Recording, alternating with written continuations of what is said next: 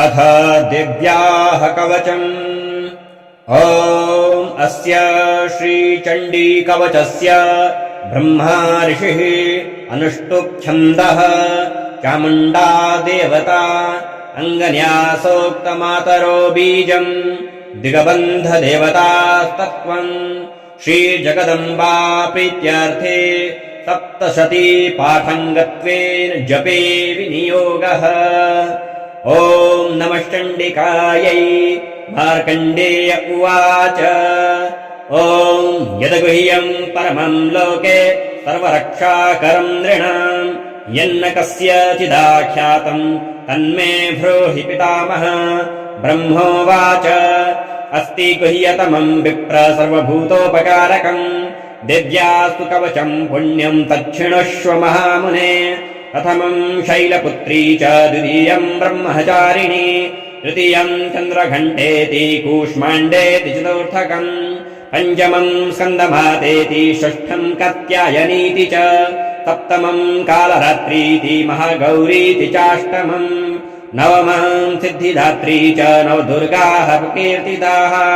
उक्तान्येतानि नामानि ब्रह्मणैव महात्मना।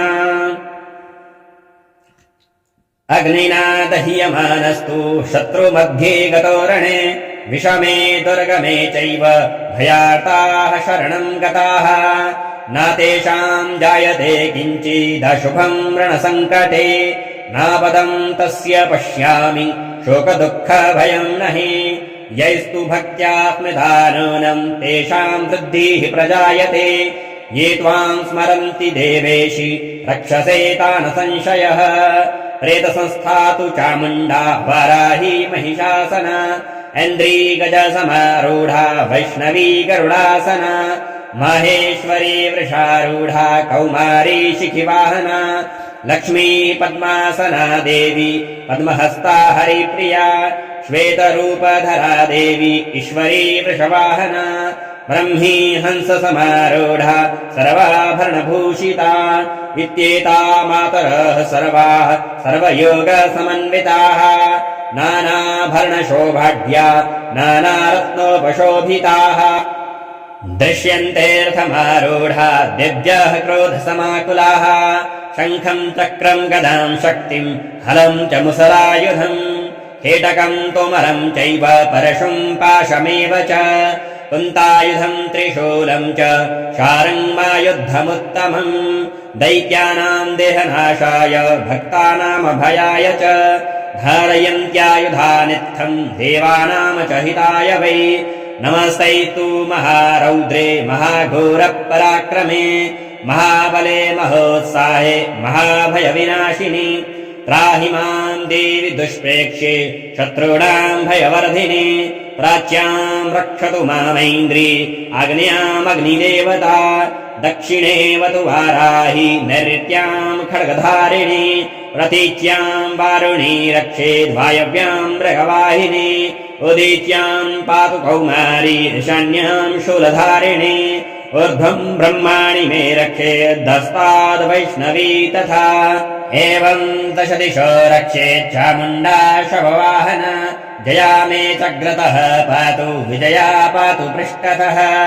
अजिता माम पार्श्वे तु दक्षिणे च पराजिता शिखामुद्योतिनी रक्षेद्धुमामूर्धनि व्यवस्थिता मालाधरी ललाटे च भ्रुवौ रक्षेद्यशस्विनी त्रिनेत्रा च भ्रुवोर्मध्ये यमघण्टा च नासिके शङ्खिनी चक्षुषोर्मध्ये श्रोत्रयोर्द्वारवासिनी कपोलौ कालिका रक्षेत् कर्णमूले तु शङ्करी नासिकायाम् सुगन्धा च उतरोष्ठे च चर्चिका अधरे चामृतकला जिह्वायाम् च सरस्वती दन्तान् रक्षतु कौमारी कण्ठदेशे तु चण्डिका घण्टिकाम् चित्रघण्टा च महामाया च तालुके कामाक्षी च मुखम् रक्षेद्वाचम् मे सर्वमङ्गला ग्रीवायाम् भद्रकाली च पृष्ठवंशे धनुर्धरे नीलग्रीवा बहिः कण्ठे नलिकाम् नलकोबरी स्कन्धयोः खड्गिनी रक्षेद्बाहू मे वज्रधारिणी हस्तयोर्दण्डिनी रक्षेदम्बिका चाङ्गुलीषु च नखाञ्छूलेश्वरी रक्षेत् कुक्षौ रक्षेत् कुलेश्वरी स्तनौ रक्षेन्महादेवी मनः शोकविनाशिनी हृदये ललिता देवी उदरे शूलधारिणी नाभौ च कामिनी रक्षेत् गुह्येश्वरी तथा पूतना कामिका मेढम् गुदे महिषवाहिनी कट्याम् भगवती रक्षेज्जानुनी विन्ध्यवासिनी जङ्घे महाबला रक्षेत् सर्वकामप्रदायिनी गुल्फयोर्नारसिंही च पादपृष्ठे तु तैजसी पादङ्गुलेषु श्रीरक्षेत् पादाधस्थलवासिनी नखान्दष्ट्राकराली च केशाश्चैवोर्ध्वकेशिनी रोमकूपेषु कौबेरी त्वचम् वागीश्वरी तथा रक्तमञ्जावसामासान्यस्थि मेदांसि पार्वती अन्त्राणि कालरात्रिश्च पित्तम् च मुकुटेश्वरी पद्मावती पद्मकोशे कफे चूडामणिस्तथा ज्वालामुखी नखज्वालामभिद्या सर्वसन्धिषु शुक्रम् ब्रह्माणि मे रक्षेच्छायाम् छत्रेश्वरी तथा अहङ्कारम् मनोबुद्धिम् रक्षेन्मे धर्मधारिणी प्राणापानौ तथाभ्यानम् उदानम् च समानकम्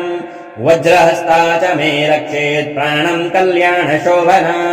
रसे रूपे च गन्धे च शब्दे स्पर्शे च योगिनी तत्त्वम् रजस्तमश्चैव रक्षेन्नारायणी सदा आयोः रक्षतु वाराही धर्मम् रक्षतु वैष्णवी यशः कीर्तिम् च लक्ष्मीम् च धनम् विद्याम् च चक्रिणी गोत्रमिन्द्राणि मे रक्षेत् पशून्मे रक्ष चण्डिके पुत्रान् रक्षेत् महालक्ष्मीर्भार्याम् रक्षतु भैरवी पन्थानम् सुपथा रक्षेत् मार्गम् क्षेमकरी तथा राजद्वारे महालक्ष्मीर्विजया सर्वतः स्थिता रक्षाहीनम् तु यस्थानम् वर्जितम् कवचेन तु तत्सर्वम् रक्ष मे देवी जयन्ती पापनाशिनी पदमेकम् नागच्छेतु यदीच्छेच्छुभमात्मनः कवचेनावृतो नित्यम् यत्र यत्रैव गच्छति तत्र तत्रार्थलाभश्च विजयः सार्वकामिकः यम् यम् चिन्तयते कामम् तम् तम् प्राप्नोति निश्चितम् परमैश्वर्यमतुलम् प्राप्स्यते भूतले पुमान् निर्भयो जायते मर्त्यः सङ्ग्राम्येष्वपराजितः त्रैलोक्ये तु भवेत् पूज्यः कवचेनार्तः पुमान् इदम् तु देव्याः कवचम् देवानामपि दुर्लभम् यः पठेत् प्रयतो नित्यम् त्रिसन्ध्यम् श्रद्धयान्वितः दैवी कला भवेतस्य त्रैलोक्येष्वपराजितः जीवेद वर्षशतम् साग्रमपमृत्यो विवर्जितः नश्यन्ति व्याधयः सर्वे लूता विस्फोटकादयः स्थावरम् जङ्गमम् चैव कृत्रिमम् चाभियद्विषम् अभिचाराणि सर्वाणि मन्त्रयन्त्राणि भूतले भूचराः खेचराश्चैव जलजाश्चोपदेशिकाः सहजा कुलजा माला डाकिनी शाकिनी तथा अन्तरिक्षचरा घोरा डाकिन्यश्च महाबलाः ग्रहभूतपिशाचाश्च यक्षगन्धर्वराक्षसाः ब्रह्मराक्षसवेतालाः कूष्माण्डा भैरवादयः नश्यन्ति दर्शनास्तस्य कवचे हृदि संस्थिते मानोन्नतिर्भवेद्राज्यस्तेजोवृद्धे करम् परम् यशसा वर्धते सोऽपि कीर्तिमण्डितभूतले जपे सप्ततिम् चण्डीम् कृत्वा तु कवचम् पुरा यावद्भूमण्डलम् धत्ते सशैलवनकाननम् तावत् तिष्ठति मेदिन्याम् सन्ततिः पुत्रपौत्रिकी देहान्ते परमम् स्थानम् यस्सुरैरपि दुर्लभम् प्राप्नोति पुरुषो नित्यम् महामाया प्रसादतः लभते परमम् रूपम् शिवेन सह मोदते।